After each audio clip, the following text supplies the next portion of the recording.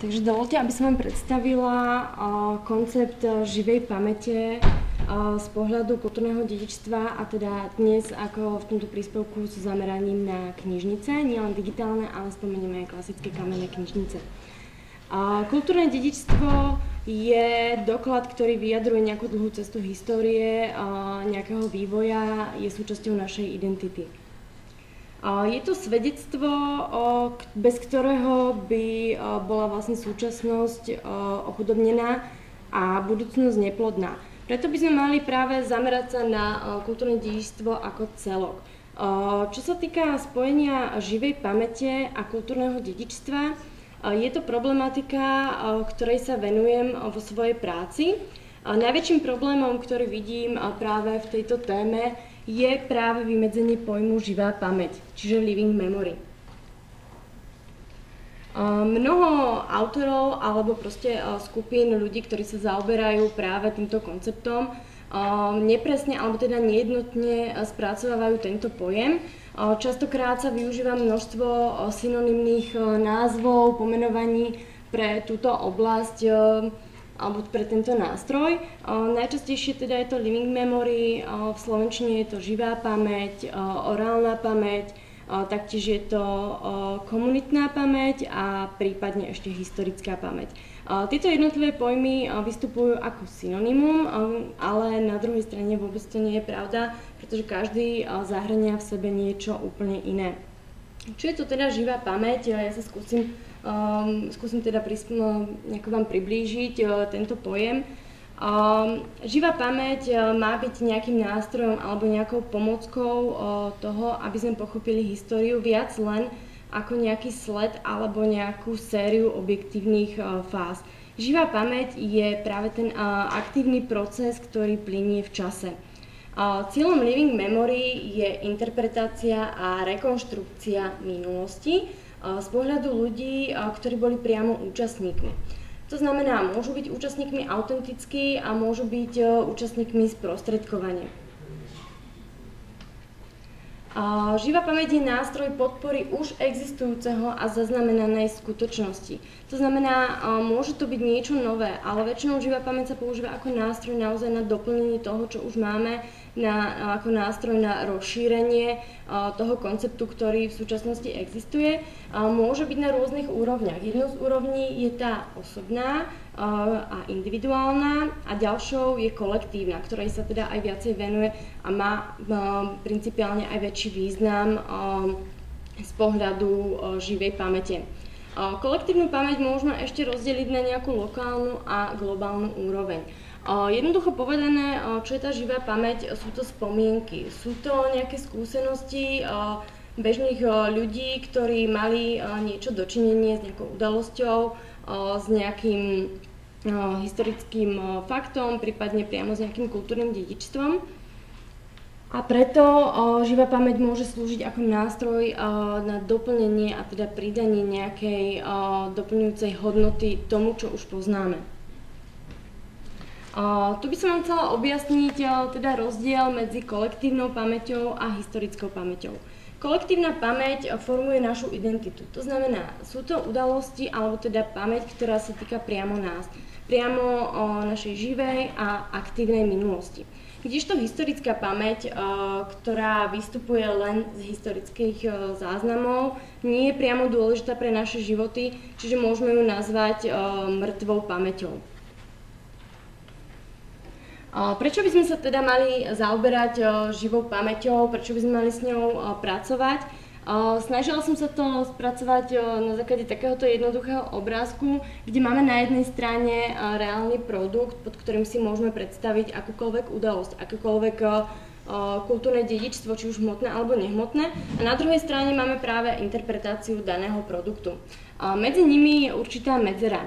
Táto medzera by sa mohla zmenšiť práve tým, že budeme narábať so živou pamäťou. Budeme ju doplňať, budeme pridávať nejakú hodnotu.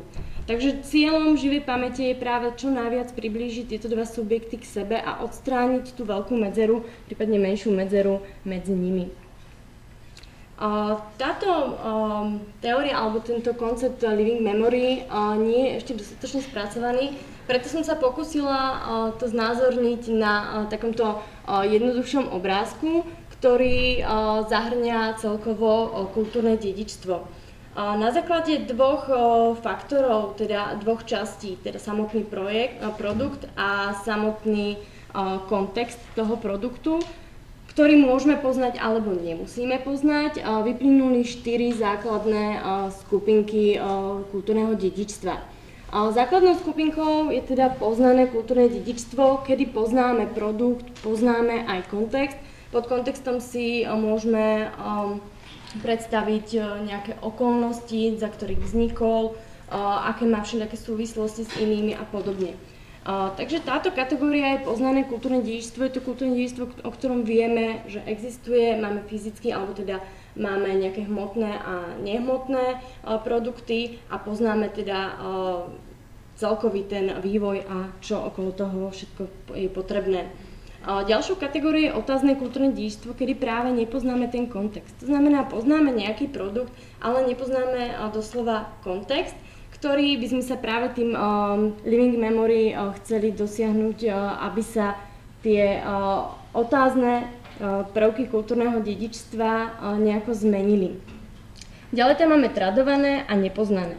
Ako by to teda mohlo vyzerať potom, ako začneme aplikovať kontext living memory? Mohlo by to vyzerať následovne. To znamená, otázne kultúrne dedičstvo po spoznaní kontextu úplného alebo teda čiastočného by sa mohlo presunúť do skupinky poznaného kultúrneho dedičstva. Nepoznané kultúrne dedičstvo, keď spoznáme kontext, je možné, že sa objavia aj teda nejaké produkty. Tým pádom sa môže presunúť do tradovaného, prípadne až do poznaného kultúrneho dedičstva a podobne je to s tradovaným. Aby sme si to skúsili povedať na príkladoch. Otázne kultúrne dedičstvo môže byť napríklad Stonehenge. To znamená, poznáme produkt, ale nepoznáme kontext. Na čo to bolo, na čo to slúžilo.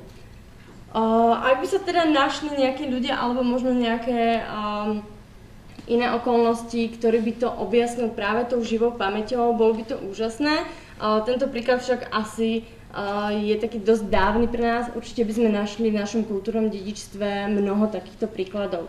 Čo sa týka tradovaného kultúrneho dedičstva, tam napríklad môžem spomenúť, keďže som zo Žiliny, Žilinský hrad. O Žilinskom hrade sa hovorilo. Ľudia hovorili, že existoval, vedia zhruba na čo slúžil, ale nepoznáme ten produkt. To znamená, nevieme, kde je, nič sa z neho nezachovalo. V prípade, že by sa ale urobila nejaká analýza a teda využili by sa prvky living memory, je možné, že dosiahnutím, teda zlepšením toho kontextu, spoznaním, by sme mohli nakoniec dojsť aj k tomu, že spoznáme samotný produkt. Takže čo by sme týmito posunmi dosiahli, je to, že interpretácia kultúrneho dedičstva sa priblíži k jeho reálnej podobe, teda ideálnemu stavu, to je vlastne už ten extrém, ale teda my sa snažíme dosiahnuť ten optimálny stav poznania a interpretácie kultúrneho dedičstva. Aké prínosy môžu vyplynúť z práce so živou pamäťou? Je to prínos zlepšenia procesu socializácie, doplňanie oficiálneho neoficiálnym, poľudštenie histórie, získanie nových faktov a informácií, komplexnejšie informácie, samozrejme pridaná hodnota k už poznanému a samozrejme pridaná hodnota vo forme kolaborácie, interaktivity a zdieľania kultúrneho dedičstva. Odbúranie bariéry medzi rolami tvorca versus recipient, kedy sa práve ten, čo prijíma tie informácie o kultúrnom dedičstve, stáva tvorcom tým, že zdieľa svoju živú pamäť. Ako by to mohlo byť využitie živej pamäte práve v prostredí knižnice, či už kamennej knižnice alebo digitálnej knižnice? Knižnica je výborná inštitúcia alebo priestor na to, aby poskytol svoje zameranie na to, aby vznikli centra živej pamäte práve v tomto prostredí. Je potreba vytvoriť nejaké metodické centrum, nejaké metodické priestory, kde by sa s tou živou pamäťou narábalo. V praxi je to možné realizovať prostredníctvom skupinových seminárov, rozhovorov, spomínania, prednášok a tým pádom by sa dosiahlo aj zinteraktívnenie knižnice. My sami sme na našej katedre zrealizovali jeden projekt, ktorý bol zameraný práve na živú pamäť, kde sa pracovalo práve v Krajskej knižnici v Žiline so seniormi zo Žiliny a okolia, ktorí na určité podnety buď pozvaných hostí alebo teda celej skupiny rozprávali o Žiline, o určitých udalostiach, o kultúrnom dedičstve hmotnom, nehmotnom, o samotnom živote v Žiline kedysi. Tým pádom sa nám podarilo získať naozaj hodnotné informácie a tá história Žiliny a celkovo to kultúrne dedičstvo sa aj pre nás stalo bližšie, aj pre ľudí, ktorí si tam zaspomínali a naozaj sa objavili zaujímavé veci, ktoré by určite boli hodnotné na zaznamenanie. Aké by mali byť úlohy kamennej knižnice pri práci s Living Memory? Hlavnou teda úlohou by bolo zbierať. To znamená buď prostredníctvom týchto seminárov, rozhovorov alebo spomínaných nástrojov, zaznamenávať, kategorizovať a sprístupňovať. Jednou z úloh by taktiež mohla byť digitalizácia živej pamäte, aby mohla byť následne využívaná v prostredí digitálnej knižnice. Sami vieme, že digitálna knižnica ako taká samotný subjekt nie je presné pomenovanie, preto sa využíva častejšie pojem digitálne knižnice, kedy do tohto okruhu zapadajú viacero knižníc, múzea, galérie, ktoré taktiež pracujú s kultúrnym dedičstvom. Čiže vidíme tam priestor využitia Living Memory ako celku vo všetkých týchto inštitúciách. Ďalšie vízie vývoja digitálnej knižnice nesmerujú len k tomu, aby plnil funkciu sprístupňovania informácií, ale aby podporoval nové metódy nejakej intelektuálnej práce, a aby sa pracovalo v komunitách, aby sa vytváral nejaký informačný priestor po stránke spolupráce a podpory vlastne viacerých členov.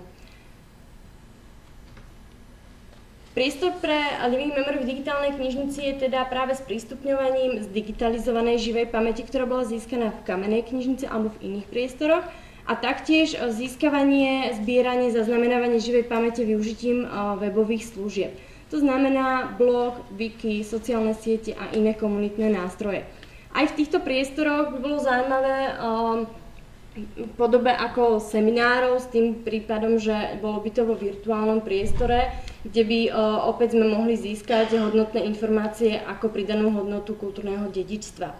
Išlo by teda o prepájanie oficiálnych obsahov digitálnej knižnice s doplňujúcimi obsahmi živej pamäte.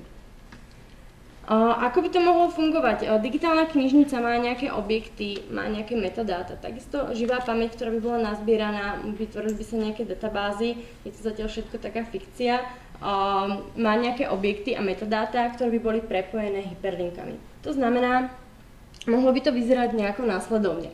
V strede máme digitálnu knižnicu alebo nejaký digitálny objekt a tie malé guľočky znamenajú fragmenty. Sú to nejaké útržky práve z tých spomienok, práve z tej živej pamäte, ktoré môžu byť väčšie, môžu byť menšie, môžu sa navzájom doplňať a tým pádom doplňajú aj samotnú digitálnu knižnicu a vytvárajú taký priestor aj okolo toho digitalizovaného objektu.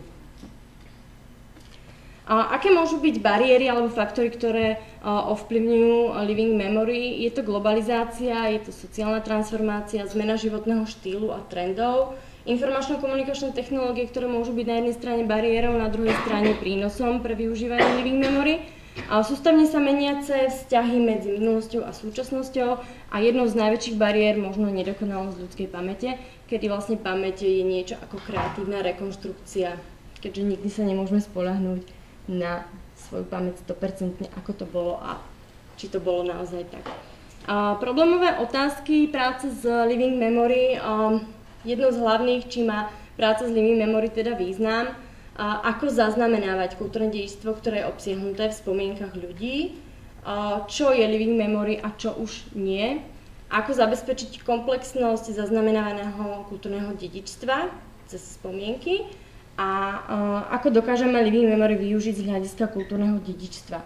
Čo sa týka problémových otázok spojených s Living Memory v prostredí knižnice, akú úlohu má Living Memory zohrávať v knižniciach, ako spojiť súčasné poslanie knižnic s víziou Living Memory a ako získavať, uchovávať, kategorizovať a zdieľať práve tieto spomienky a túto živú pamäť. Ďakujem za pozornosť.